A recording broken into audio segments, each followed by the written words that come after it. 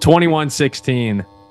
We have the Colts beating the Bears. And this was one of those games where you're watching and Anthony Richardson makes like his 7th or 8th just horrendous throw of the game, interceptions. I mean, just really, really bad overthrows. So like to the point where I was like, I feel like I'm watching Riley Leonard in Notre Dame right now. And not to give a stray to my boy who got the big one. No, that's Anthony Richardson's at least willing to try to throw the ball. But still, you're watching this game and all these mistakes from the Colts, and you look and you see, oh wait, they're still winning this game 7-3. Like that's how bad the Bears were as well. And maybe a round of applause for just how much the Bears have been stinking this season, because as an FC North show, we're happy to see it. At the same time, Caleb Williams, I'm really surprised with.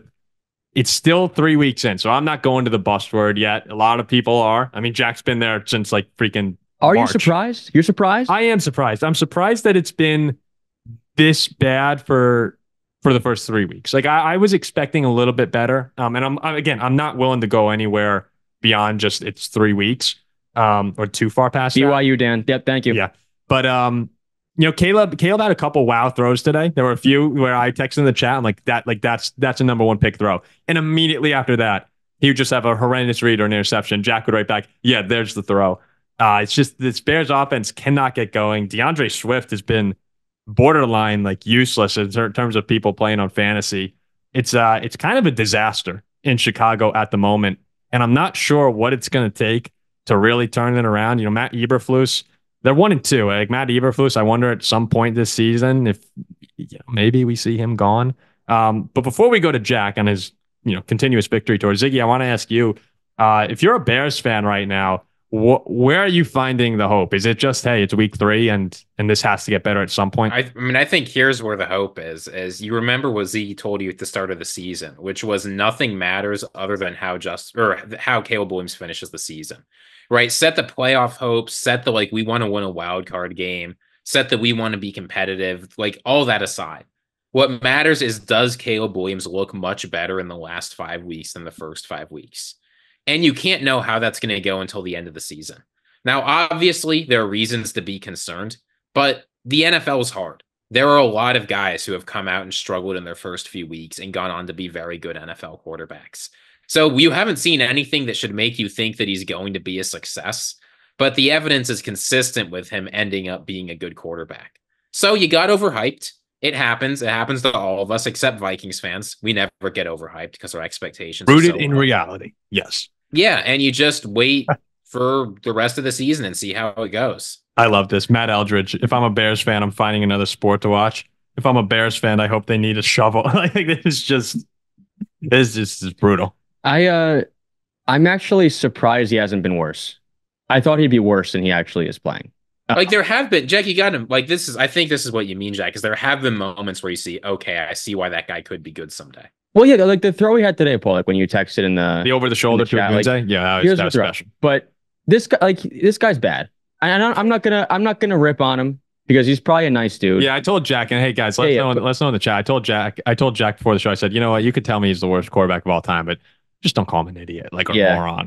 Jack was like, you know what? Paul told me don't personally knock him, don't call him an idiot or stupid, but he's a really bad NFL quarterback. And this is professional Jack right now. This is Jack at his finest. What Jack is saying right now is true, so I'm okay with it. Yeah, but and I've been saying this too, and I'm going to stick to it. I watched him at USC, and he was a great college quarterback, and his style of play when he was playing against San Jose State and ASU and Washington State and Oregon State, he's able to run back and pirouette and spin and throw the ball 80 yards down the field, and there'll be a receiver open. It works in the Pac-10. Remember when Dorothy hit her heels and she said, "We're not in Kansas anymore"? Caleb Williams this isn't the Pac-10 anymore. This isn't the Pac-12 anymore. These are real teams. I saw a Pac-12 commercial the other day, and it was so sad. They were showing all the highlights, and at the end, all you see is Oregon State and Washington State logos, and I was just like, this. Well, Pac-12's getting bigger. I know. It's still pretty cool. They might add it Utah State. He can't do all this. This doesn't work in the NFL. He can't force into triple coverage and get picked off. You just say he can't scramble around. It just doesn't work. If I showed you this, Jack, guys, we've seen so many college QBs who are good in college and don't pan out in the NFL. That's Caleb Williams. I get it. I totally get it. I'm telling you. If I told you though today, if I said Anthony Richardson's line is 10 for 20 for 167 yards and 2 interceptions, No touchdowns. No touchdowns. Yeah, you got to be thinking the Bears win. Like it's horrible for Chicago. I know Taylor had 110 and 2 touchdowns, but even if I told you that, if I said that the Colts, that's what Richardson did, you got to win this Could game. you imagine too, if you're the Bears and you trade, or you give away Justin Fields and get like 5 cents and a bag of chips in return, and now your quarterback, number 1 overall pick, is 10 times worse than Justin Fields? Well, I mean, I don't think the Bears didn't get Caleb Williams because they thought that Justin Fields, they wanted him to be better than Justin Fields this year. But also, real quick, Ziggy, Foxtrot, Jack brushing up against drunk uncle energy there. I'll at least say this for the Bears is, yeah, you can look at it and say they need to win. You also need to get more than 63 rushing yards, right? Caleb Williams threw for 370 today, and they ran for 60. It was 100% on Caleb Williams, and throwing Caleb Williams out there and saying you've got to produce our entire offense today. That's tough to win. And let's not forget, right? This Colts team is a putrid run defense. We've seen it 2 weeks in a row. The way you beat them is just run for 400 yards. Bears couldn't do it, and that didn't help. And when you look around the NFC North and you see Kevin O'Connell, what he's done, with Cousins, with Sam Darnold, with the variety of quarterbacks they had last year when it turned into a nightmare after the Cousins injury. LaFleur, like Malik Willis was done. I mean, the Malik Willis numbers were horrible in Tennessee, and just the creativity that he's had with that offense. Ben Johnson and the Lions are kind of off to a sluggish start this year, but he's one of the more coveted coordinators in the sport. To then look at Chicago and see what they're doing when they have all these weapons on the field and a quarterback who is supposed to be generational, it's it's disappointing if you're a Bears fan when you have it seems like a pretty big coaching disadvantage in the division as well. Although I guess that doesn't matter. I could be a GM, I think. Like Jack's team, Jack would try out a team that might. No, but like, what is it? I mean, I could have told these guys Bryce Young and Caleb Williams. Yeah.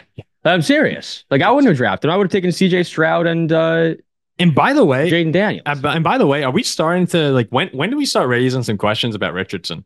Like this has been outside of the throw against the Texans in week 1, it's looked bad. Yeah, the past 2 weeks have been just flat out atrocious. And the Bears defense is good though. I mean, they got to win. No, they are good, but I mean, against the Packers, it was bad. Against the Bears, it was bad. Like, you need more. You need more from Anthony Richardson. I'm sure he's the first guy to admit that, but yeah, but I mean, this is the thing. This is why it's so unfortunate that Anthony Richardson had to miss most of his rookie season. Right? Is we're looking at today was his 7th start in the NFL, and if it was week 7 of his rookie season, you'd say, look, he started 12 games at Florida.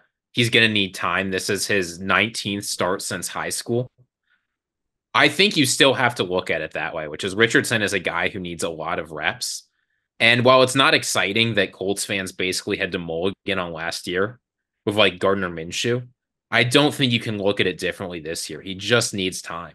And again, he has more room for error because he has so much physical talent. I still think there's a good chance that he can work it out.